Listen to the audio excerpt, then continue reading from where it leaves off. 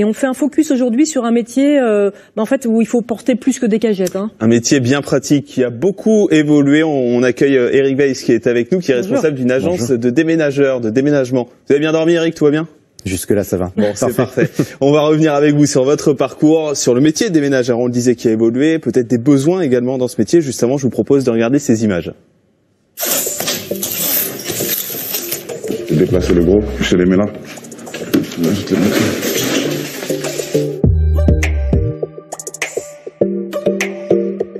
Je m'appelle Jordan Opéry de Moreau, je suis déménageur.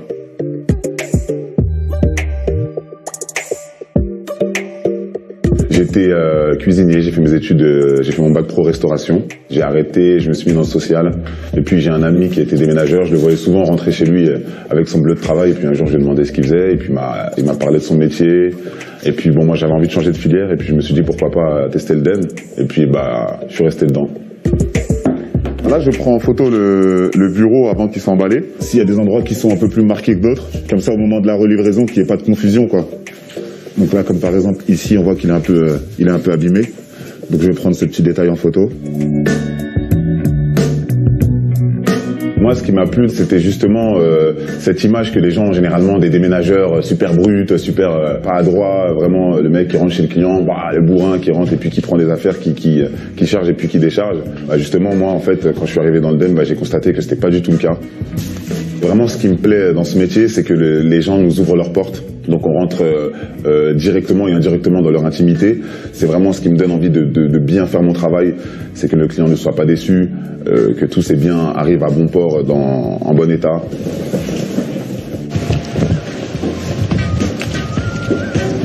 Au début, quand on exerce ce métier, on rentre à la maison, on est un peu fatigué, des courbatures, mais sur la longue, ça rentre et puis tout va bien, on dort bien. Très important d'avoir quelques techniques de portage pour éviter de toucher les murs, qu'il y ait de la casse. Donc non, on y va avec délicatesse et puis tout se passe bien. Après, il y aura le gros soc si tu veux de la base.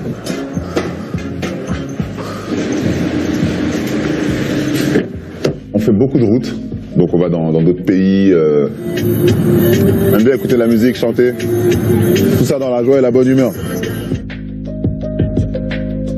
Je suis fier de ce que je fais chaque jour, je ne vais pas au boulot à reculons. Ce qui me plaît vraiment, c'est de voir le sourire d'un client à la fin de notre chantier.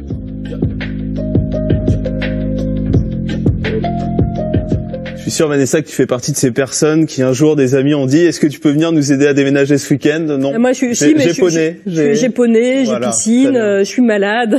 Voilà. On peut compter sur moi. On peut compter sur toi. Justement, on fait appel à des déménageurs quand on a des amis comme Vanessa qui ne veulent pas venir. Comment êtes-vous tombé dans le DEM, vous, Eric?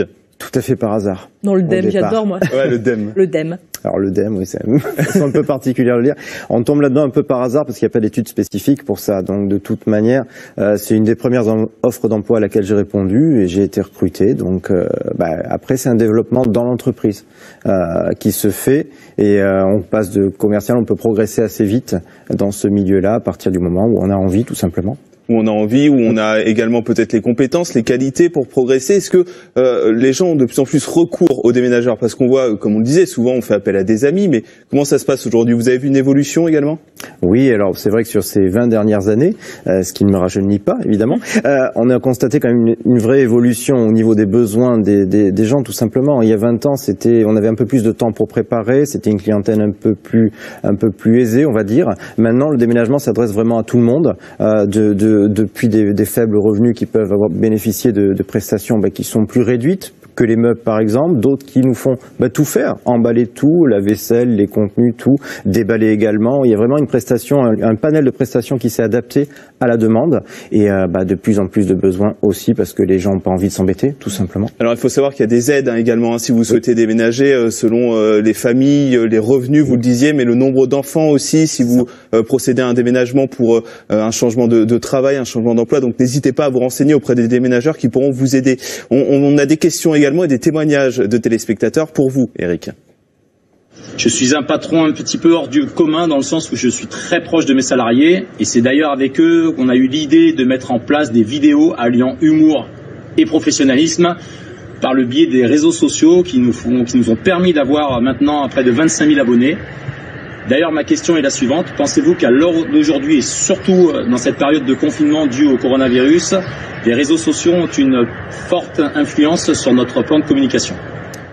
Alors justement, Eric, c'est un métier qui au départ n'était peut-être pas forcément un métier digital. Est-ce que le déménageur est obligé justement de se tourner vers le digital? On n'a pas le choix. On doit vivre avec notre temps et s'adapter à la méthode actuelle. Tous les gens se servent d'Internet maintenant pour tout. Quel que soit ce qu'on cherche, on va d'abord sur Internet, on regarde, on compare. Donc on doit évidemment faire le tournant digital, ce qu'on appelle ça. On a embauché quelqu'un, nous chez Tessio, qui nous permet d'avoir un développement de notre site, parce que ça passe principalement par ça. Les gens nous voient d'abord au travers de notre site, donc ils peuvent constater ensuite des vidéos, par exemple, comme le disait fort justement la personne sur le sujet. Et après, ça passe aussi par des témoignages, des photos, des exemples, ce qu'on a fait, ce qu'on propose, les prestations. Et évidemment, par exemple, nous on a aussi mis en place un paiement en ligne directement, donc ce qui facilite aussi, ce qui évite les échanges. Le métier a peut-être évolué également au niveau des personnes que vous recrutez, parce que c'est vrai qu'on a ce stéréotype de la personne très costaud, les gros bras, mais ça suffit pas, on rentre chez les gens. Ouais. Ça c'est une fausse image, c'est évidemment un cliché qu'on a du déménageur, et moi je l'avais aussi en arrivant dans le déménagement, bien sûr, mais ça on se rend compte que c'est complètement faux. Évidemment, il y en a qui sont encore costauds. C'est-à-dire que je pourrais faire du déménagement? Évidemment, bien sûr. On recherche en plus, donc bien sûr. Non, il y a plus besoin de ça, il y a des techniques pour porter, il y a des chariots à roulettes qui nous permettent de plus avoir seulement à soulever, mais plutôt à pousser, des monte-meubles pour aider aussi à faciliter, éviter les escaliers à chaque fois qu'on peut. Donc tout ça, c'est des choses qui vont dans le bon sens niveau social. D'ailleurs, il y a de plus en plus de femmes dans le déménagement. Alors, il y en a quand même encore pas beaucoup. Mais ça vient un petit peu. Ça vient un peu. Alors nous, on n'a pas encore eu de femmes en déménageur. Dans les métiers annexes, c'est-à-dire commercial, chef d'agence, il y a beaucoup de femmes parce qu'elles inspirent confiance aussi aux clients, c'est la réalité. Après, dans le déménageur pur, il y en a, mais plutôt dans les grandes structures. Dans les petites structures, beaucoup moins. Vu qu'elle se moque de moi, vous n'avez pas envie de recruter Vanessa par hasard? Non. Pourquoi pas? On peut faire une essai. On va faire une petite immersion en tant que déménageur de la part de Vanessa. Vis ma vie de déménageur, moi je suis prête à essayer. En parlant de besoin de recrutement, vous en tant que responsable d'agence pour les personnes qui nous regardent, peut-être un espoir aussi en termes d'emploi, où vous avez des besoins aujourd'hui? Alors oui, on a toujours besoin. Alors le plus difficile pour nous, c'est les chauffeurs. Chauffeurs déménageurs, c'est compliqué de les recruter et de les garder parce que la plupart préfèrent travailler dans le transport parce qu'ils n'ont pas besoin évidemment de porter. Mais après, simplement être déménageur, c'est très facile. Il n'y a pas besoin d'avoir de compétences particulières. Simplement être motivé, disponible et à l'heure. On demande pas plus. Après, c'est suivre Oui, mais c'est déjà beaucoup parfois. Ça peut être beaucoup parfois.